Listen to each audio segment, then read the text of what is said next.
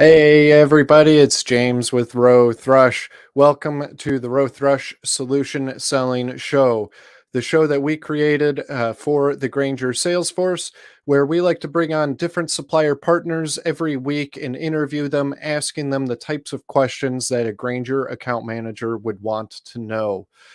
Today we will be interviewing PAC Strapping, and they are a Grainger show attendee this year, or Grainger sales meeting attendee this year.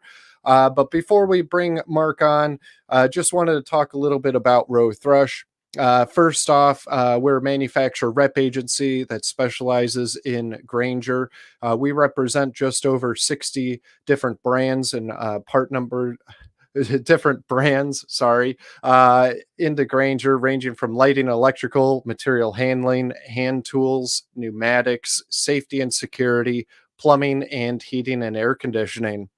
We have lots of great resources available for the Grainger Salesforce, such as the live streaming that we do here, the Solution Selling Show, but also our SharePoint site. That's a tool that we created that has lots of resources within it, like our entire library of Graingerized literature for all 60 plus suppliers. All of those Graingerized documents just waiting for you to be able to view, print, or download whenever you want.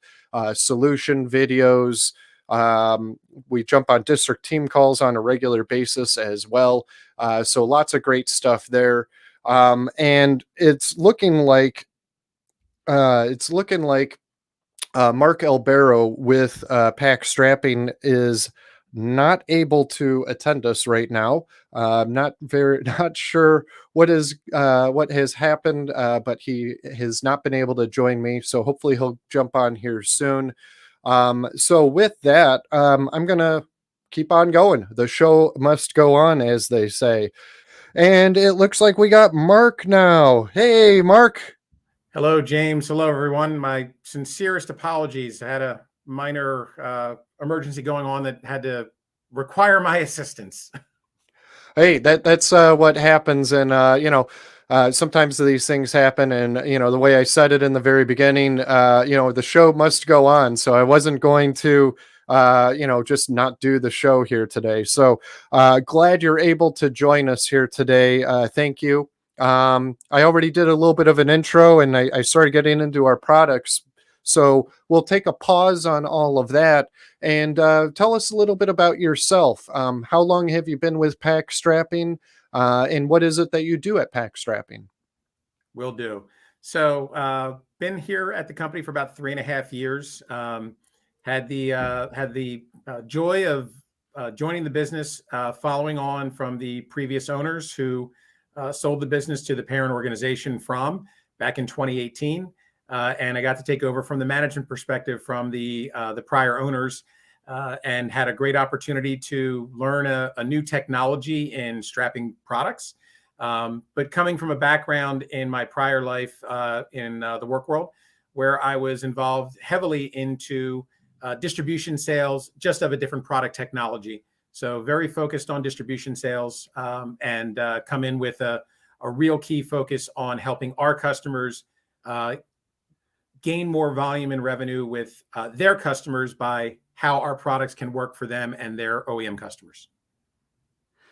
Excellent. And is it Casual Friday today? What's up with the jersey? Well, we're based out of Exton, Pennsylvania, which is just outside of Philadelphia, Pennsylvania. Today we did a tailgate cook-off, if you will, where a number of our employees got to bring in their favorite tailgate foods, and then a few of them won small prizes for whoever was voted on the best tailgate food. And then, of course, being close to Philadelphia with our Philadelphia Eagles in the Super Bowl, although I will admit not everybody is a Philadelphia Eagles fan, but with the Eagles in the Super Bowl, we also told people that it would be a great idea to wear their team's favorite colors. So I am personally a season ticket holder of the Philadelphia Eagles, and I also have the great opportunity where I'm going out to Phoenix tomorrow, and I'll be at the game cheering on my favorite team that I've been following since I was a little kid.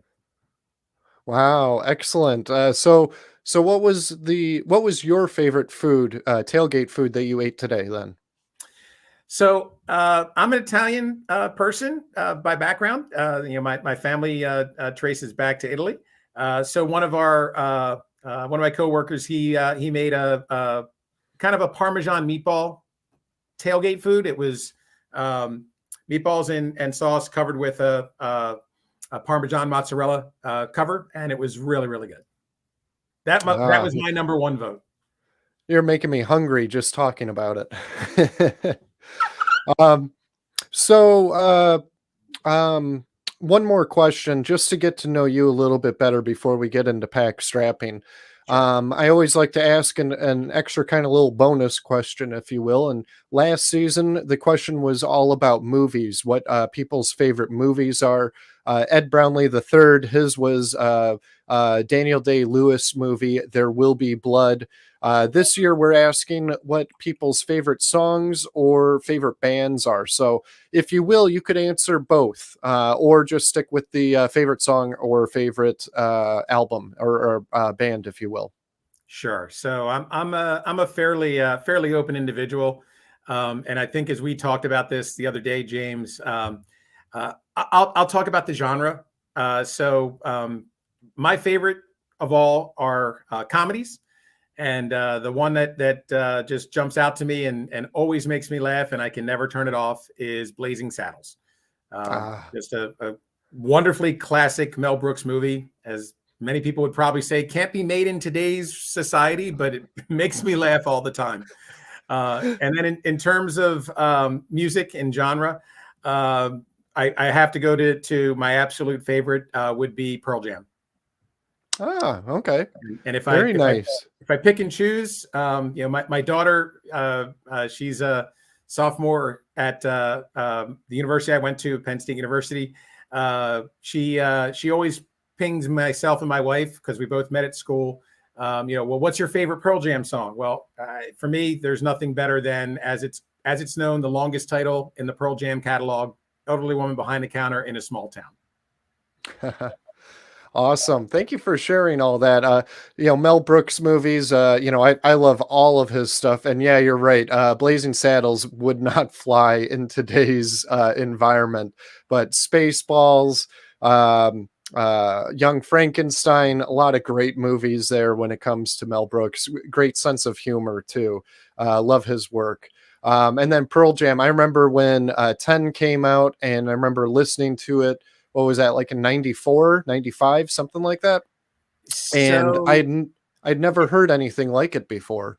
Yeah, it's funny. I was a freshman at university in 1991, and that summer was the first, I guess, considered grunge or alternative kind of band came out, and that was Nirvana. But it was amazing that shortly thereafter, maybe 2-3 months later, that same fall, Pearl Jam came out and just took everything by storm. And not to take anything away from Nirvana and what they did to help put that type of music on the scene, but I just can't get past from a pure enjoyment and just represented by the number of concerts I've been to. Pearl Jam tops any other band that I've ever seen in any time I've ever been to a concert. And it's one of the few ones I sit back and say on Sirius XM, I actually have the program channeled that I listen to all the time. Yes.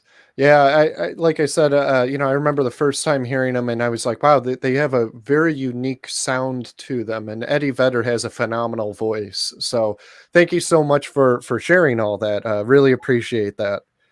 I'm going to back up the slides a little bit to here. So I already kind of read through the slides and talked a little bit about PAC strapping, but if you want to just, explain a little bit more, and then we'll move on.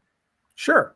So as I mentioned earlier, I had the opportunity to take over the management of the PAC strapping business back in 19. But the business was started in 82 by Ed Brownlee Jr. and Pete Sylvester. They were interesting story. They were two partners who met on a train going to Philadelphia every day.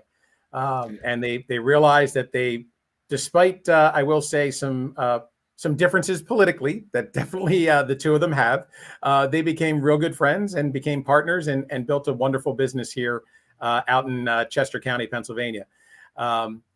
back in 2016, they were looking at opportunities to take the investment and monetize that by selling the business to somebody potentially either outside or inside the industry. And they were fortunate enough to come across the Fromm Group. And Fromm is a fairly large strapping concern based out of Switzerland in the corporate structure, but they have locations all over the globe. And Fromm was really looking for a way to get into, most importantly, the manufacturing footprint here in North America. They had manufacturing in Europe, manufacturing in Asia, manufacturing in South America, but no manufacturing footprint in America. And so that was a big step for them to get not just PAC strapping, because PAC was making certain products in closing of strap loops for buckles and seals, plastic corner protectors, kits, things of that nature, but also to acquire our sister company that is the strap manufacturing facility that supplies all the strap that we market and distribute in the plastic strap world. And then the big bullet here is beginning of last year, Fromm made a major announcement of a $35 million expansion into the strap manufacturing location for our business. And basically what that means is we have a brand new facility. It's not even a mile away from the current facility where the strap's manufactured. There's one new machine that's coming online as we speak. That machine will basically double our current capacity in polyester strap. We have already put a down payment on the second machine for that facility, which will come into 2024, very likely. And that will, again, add another, at that time now, a third of our current capacity, because we'll be doubled up from this year. And then there's room for at least one more machine, possibly more.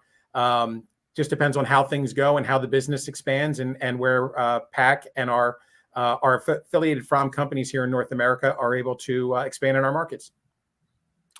Wow, that's awesome to hear the investment that Fromm's putting into PAC strapping, and the company in general. So that's great to hear. Thank you for sharing all of that. You did a much better job than I did.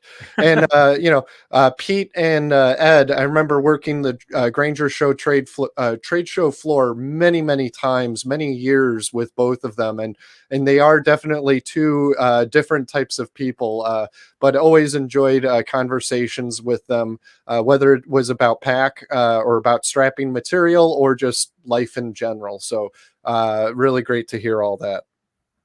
I already kind of went through product categories and whatnot, explain the difference between plastic and steel, mainly the high performance polypropylene and the advantages of it, and whatnot. So we can just kind of skip through this unless you had something specific that you wanted to mention or anything.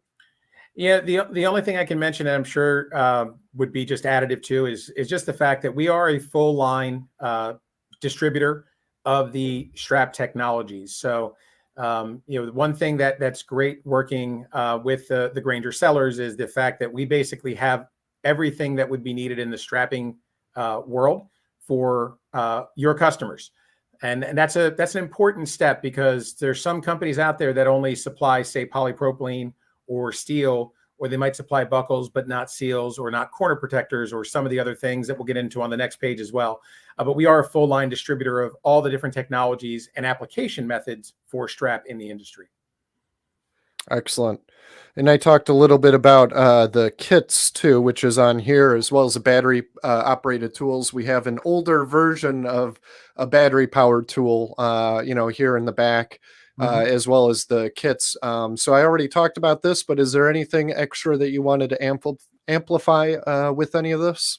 Yeah, so it's almost kind of like the pyramid shape when you look at the way we arrange the slide. On the bottom, the base, you have a strapping kit. And the way I look at a strapping kit is it's kind of your entry level into strapping.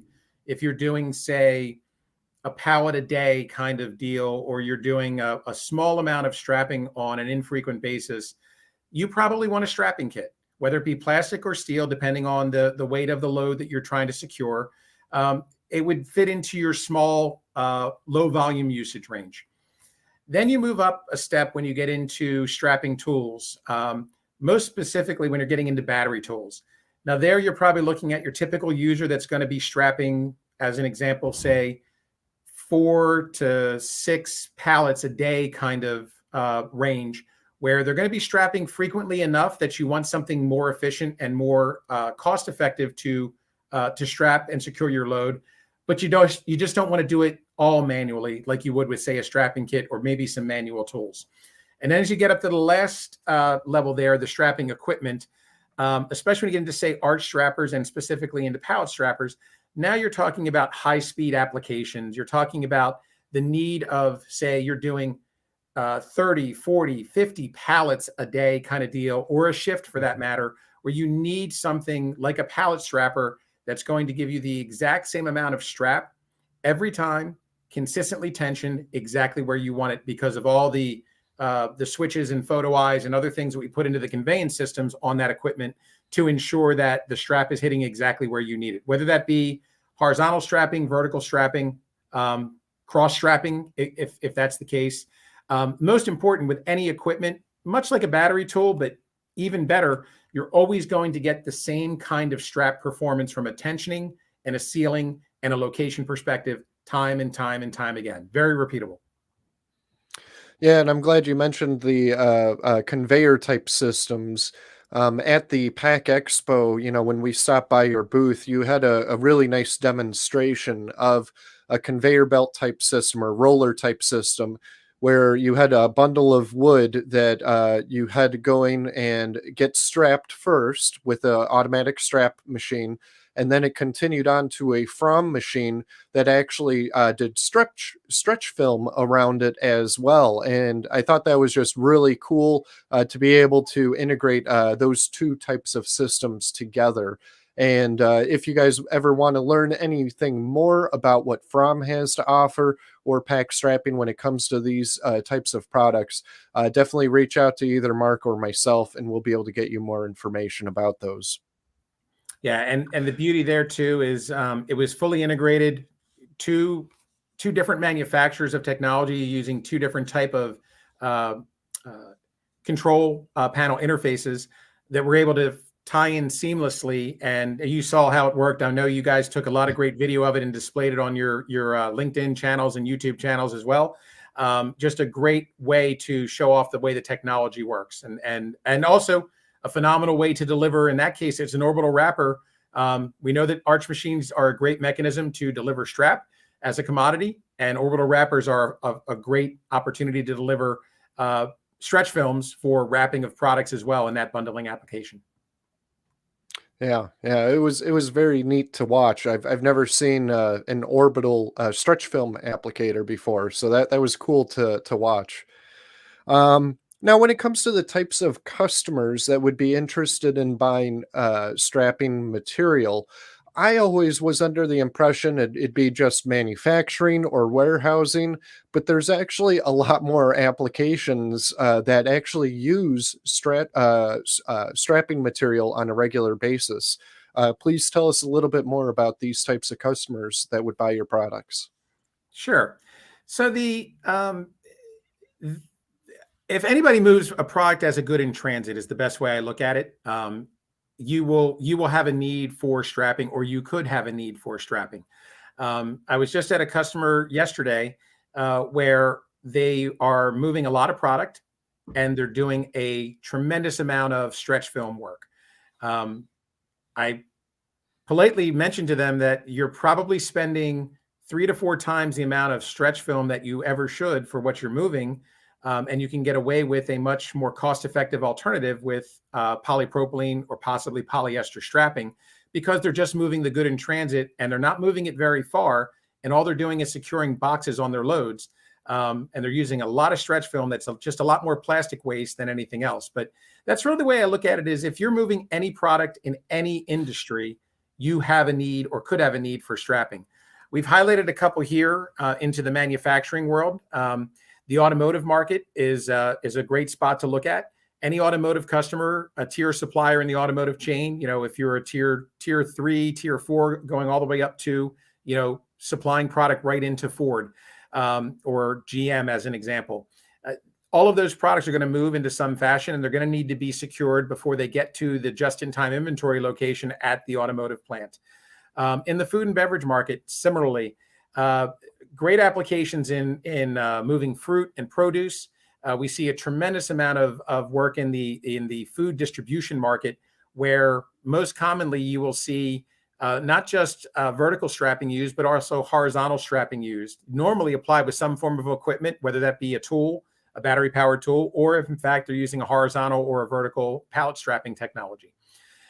In the government military sector, the Postal Service and the aligned Federal Express, UPS, DHL, all of those groups have some form of work they're doing to package out loads in some fashion.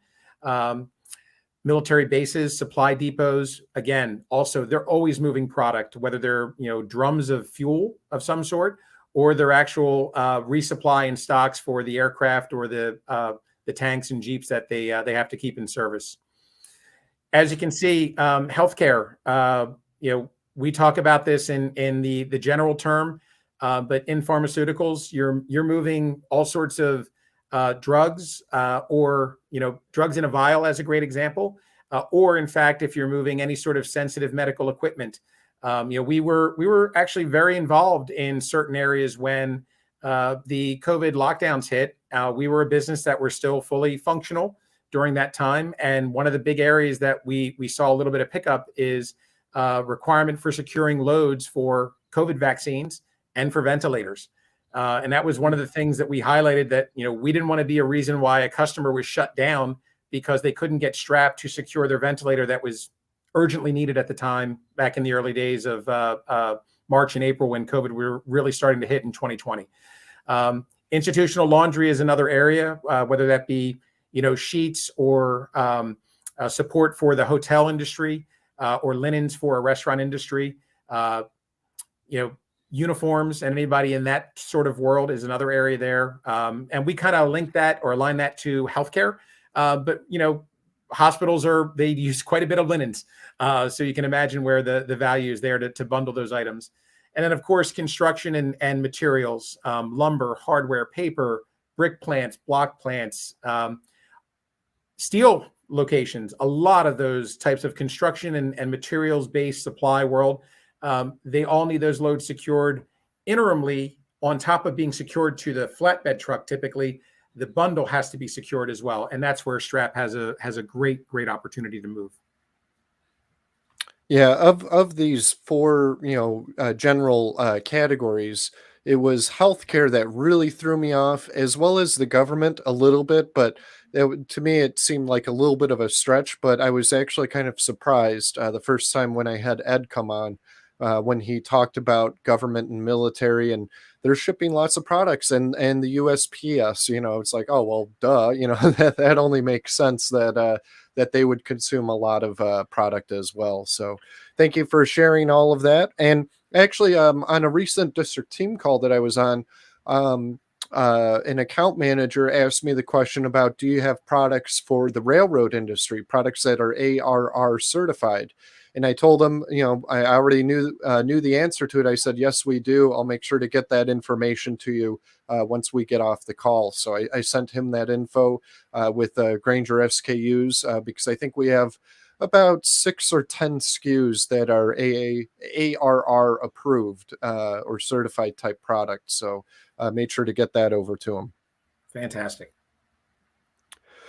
So what are some of the customer business issues, or CBIs, that PAC Strapping can help solve when it comes to customers? Sure. So if you look here, we highlight a few specific ones, and there are some that are interrelated. But the things we hear often from our customers are around cost, performance, and sustainability. We will occasionally come with some issues around safety, although that's usually already something that's in place in a number of the types of customers we talk to. But we're always talking to customers about costs, performance, and environmental or sustainability. So on the cost side, one of the most common ones that we deal with is working with customers who are currently using steel strapping, which we do sell and distribute through the Grainger sales model, but converting them from steel to polyester. It doesn't work in every application. There are certain applications that steel is a requirement and will always be a requirement. However, there are a number of applications where steel is being used because it's just what's always been done.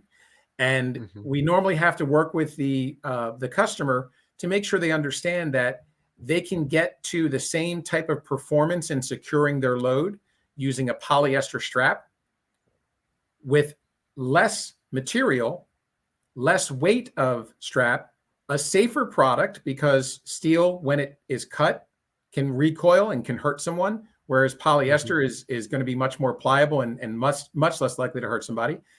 And at the end of the day, when you do the math, the cost on the steel coil that is not as long as the polyester coil, you wind up getting more for a less expensive product in a polyester coil. So net effective, their overall cost of strapping product comes down.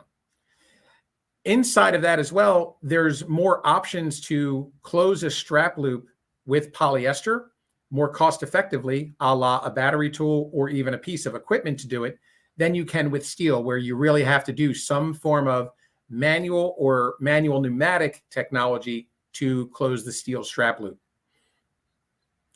On the productivity side or the performance side, again, that kind of gets back into that pyramid we were just talking about, where you kind of look at the level of strapping work that needs to be done, and then you can gradually take a customer from manual process with a buckle or a seal and hand strapping product to the first level typically would be a power tool. So they can now get a more consistent tension in the area where they're strapping and not have to use a buckle or a seal. And then moving on from a power tool to some form of automation or pallet strapping, where now you have a system doing the work as opposed to somebody manually activating a tool.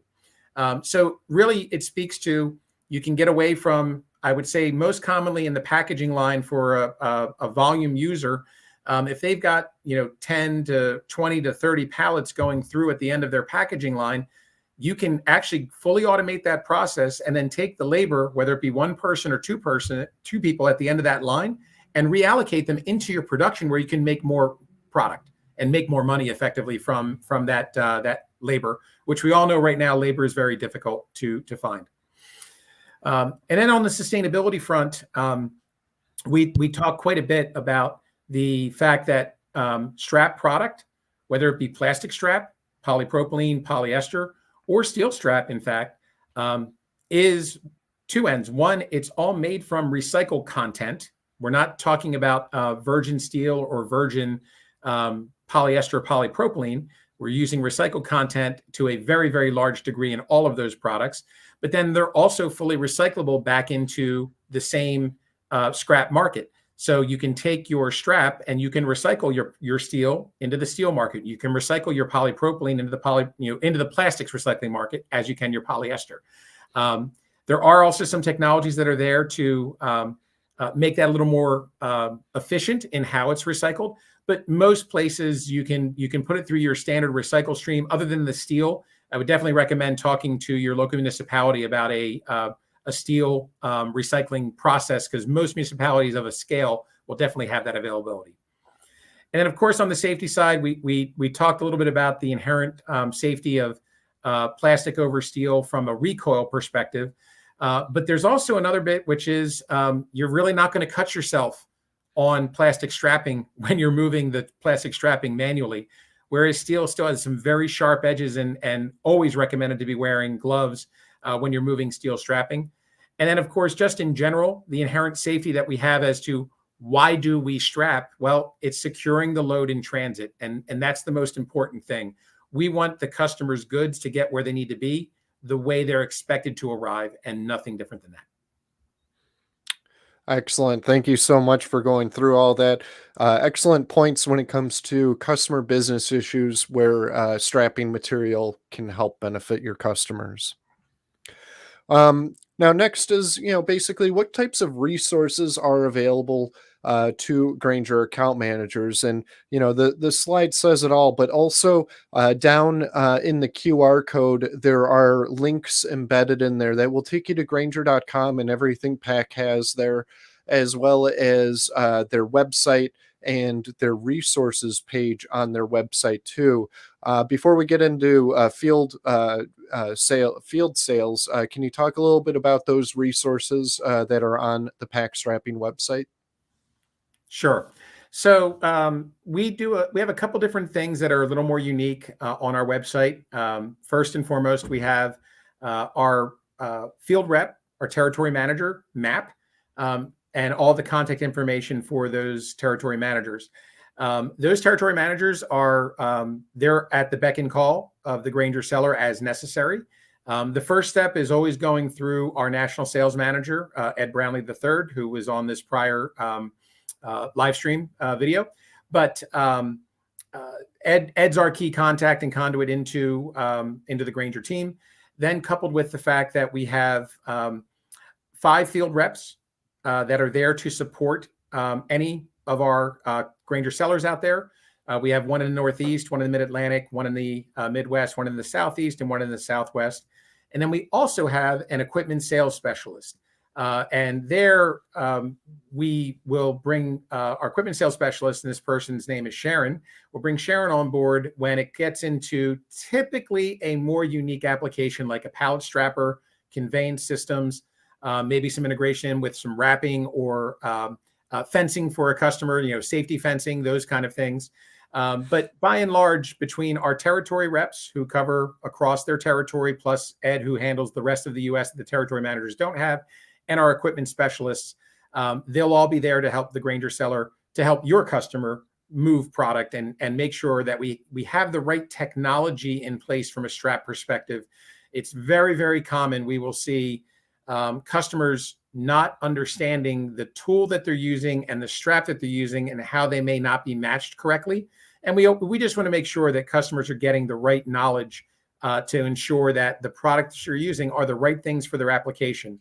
In some cases, in fact, many cases, the things that we see with customers mean they're not buying as much strap because they're over strapping, or they're using something where they need to be using a tool, but yet they're using a buckle or a seal.